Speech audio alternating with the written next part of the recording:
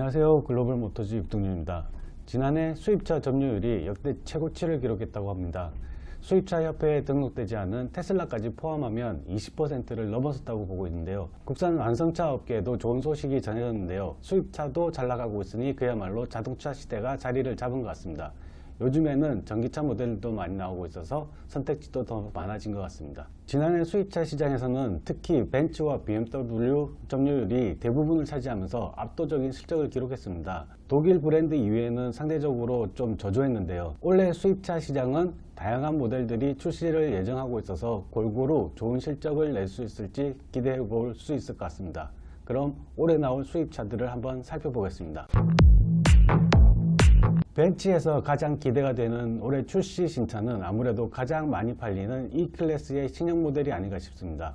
올해 하반기 11세대로 거듭난 신형 E클래스가 나올 예정입니다. S클래스와는 매우 닮아 있어서 좋다는 분들도 있고 싫다는 분들도 있습니다. 아무래도 싫다는 분들은 S클래스 오너들일 것 같습니다. 해외에서는 스파이샷 등을 통해 포착된 매체에서는 편의 안전 장비들이 S클래스에 버금가는 수준으로 업그레이드 될 것이라는 소식을 전했습니다. 이외에도 벤츠에서는 3세대 GLC, SL, A클래스 페이스리프트 등과 함께 전동화 모델인 EQS SUV, EQE SUV 등을 출시할 예정입니다.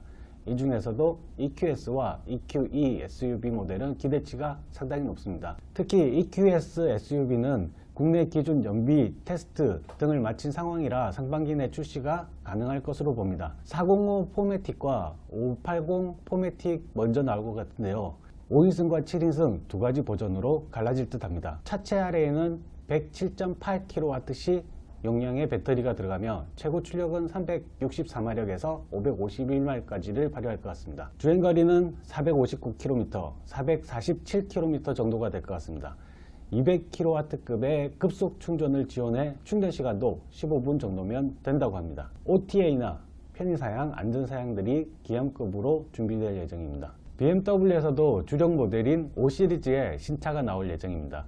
벤츠와 마찬가지로 상위 레벨인 7시리즈의 모습을 많이 갖추었는데요. 올해 나온 7시리즈를 본다면 5시리즈 역시 전기차 버전, 즉 i7처럼 i5 이런 형태로 전기차 버전이 나올 가능성이 점쳐지고 있습니다. 키드니 그릴은 좀 더 커질 수 있겠지만 7시리즈처럼 쿼드램프 디자인을 채택하지는 않을 것 같습니다. 위장막을 쓴 차의 사진을 보면 패밀리 룩을 고집하고 있는 벤츠와는 달리 5시리즈만의 정체성을 가질 것 같기도 합니다. 이외에 BMW에서도 신차 XM 큰 기대를 갖고 있고요. 고성능 부문인 M 디비전에서 M1, M3 투어링 모델들이 나올 예정입니다.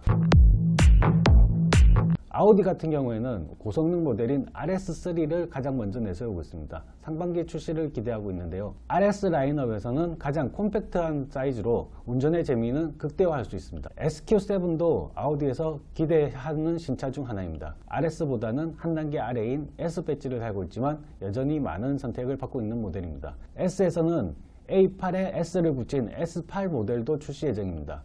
럭셔리의 다이나믹함을 조금 뿌린 차입니다. 아우디에서 또 하나 반가운 소식은 Q2 모델이 새롭게 나온다는 것입니다. 국내 판매된 라인업에 없던 모델인데 Q3보다 한 단계 아래급 포지셔닝을 합니다. 좀 더 대중적으로 아우디를 맛보게 할 수 있는 모델이죠. 전동화 모델로는 Q8 e-tron 모델이 올해 기대의 신차로 나올 예정입니다. 신차라고 하기에는 조금 애매한 것이 Q8 e-tron은 원래 아우디의 첫 전기차 e-tron의 부분 변경 모델로 알고 있습니다.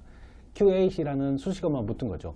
아우디 Q8 e-tron은 새로운 싱글 프레임 마스크와 더 커진 에어댐, 새로운 디자인이 적용된 디퓨저, 프론트 엑셀 휠 스포일러 등 추가되어 공기역학적인 부분이 더 강조됐습니다. 또 하나 이 차의 특징은 기존 69kWh 용량의 배터리를 최대 114kWh까지 끌어올린 데 있습니다. 퍼포먼스와 주행거리를 늘렸습니다. 단순히 환산의 최고 출력은 335마력에서 402마력까지, 주행거리는 491km에서 582km까지 늘어났습니다. 올해는 일본 브랜드에서 나오는 신차들도 기대가 되는데요. 우선 넥서스에는 5세대 RX 모델이 나올 예정입니다. 그리고 하이브리드만 고집하던 토요타가 순수 전기차 모델 내놓겠다는 소식도 전했습니다.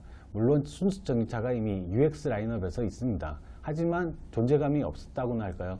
기존 모델에서 파워트레인만 바꿨고 주행거리에 큰 매력이 없었던 터라 존재감이 좀 미약했습니다. 이번에는 RG라는 새로운 라인업이 탄생했습니다. RX랑 같은 계열이 아니냐 할 수 있겠지만 크기는 비슷하지만 디자인이 확연히 다른 데다가 파워트레인도 다르니 새로운 라인업으로 보는 게 맞는 것 같습니다. 물론 파생 모델이 있을지는 아직 알 수 없습니다. RG는 71.4kWh 용량의 배터리를 탑재하고 주행거리는 362km가 될 예정입니다.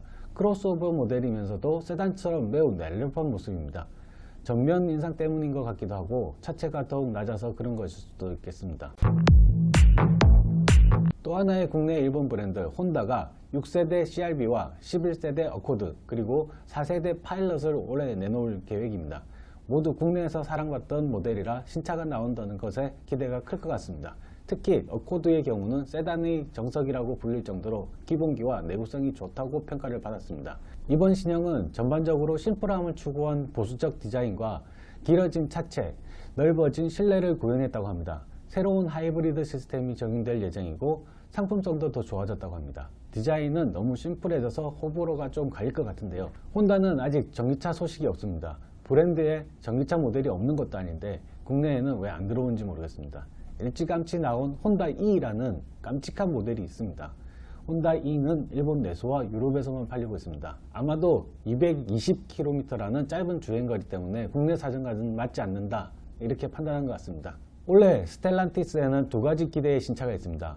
일단 지프 브랜드에서 처음으로 내놓는 순수 전기차 어벤져가 있습니다. 올해 하반기 출시를 바라보고 있는데요. 차체 크기는 레니게이드와 비슷하지만 디자인은 체로케와도 많이 닮아 있습니다. 콤팩트한 사이즈에 54kWh의 배터리를 탑재할 것으로 보입니다. 단순 환산치로 계산하면 최고 출력은 154마력 정도가 될 것 같은데요.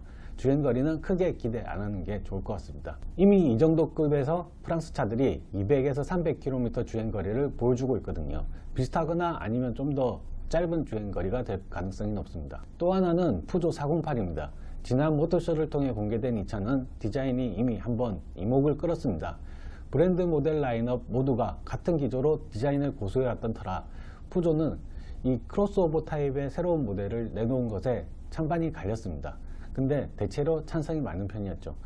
원래 국내 출시를 앞두고 있습니다. 변경된 브랜드 로고와 유럽에서는 전동화 모델, 가솔린 모델, 하이브리드 모델이 골고루 나올 것 같습니다. 국내에 어떤 모델이 먼저 들어오더라도 반응은 뜨거울 것 같습니다. 지난 XM3 때와 비슷하다고나 할까요? 관건은 가격이죠.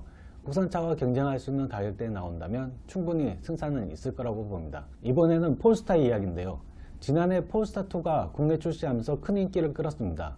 볼보의 파생 버전이라고 이미지가 있었지만 훌륭한 마케팅으로 볼보와 폴스타는 다르다는 메시지를 전달하기도 했습니다. 올해는 폴스타3가 출격 예정입니다. 폴스타3는 조금 가벼웠던 이미지에서 패밀리룩을 가져가긴 하지만 좀 더 정제된 이미지로 바뀌었습니다. 볼보 XC40과 비슷한 보디 타입을 갖추고 있지만 차체는 좀 더 큽니다. 하지만 더 주목해야 할 부분은 배터리와 주행거리입니다. 이 차는 배터리 용량이 111kWh에 달합니다. 스탠다드형 아이오닉 5의 2배의 용량에 달합니다. 최장 주행 거리가 610km라고 하는데요. 가격이 어떻게 책정될지 심히 걱정이 되는 부분입니다. 그리고 포드 링컨 모델을 살펴보면 포드 링컨 브랜드에서는 올해 전동화 모델이 없습니다. 아무래도 선택과 집중을 염두에 둔 것 같은데요.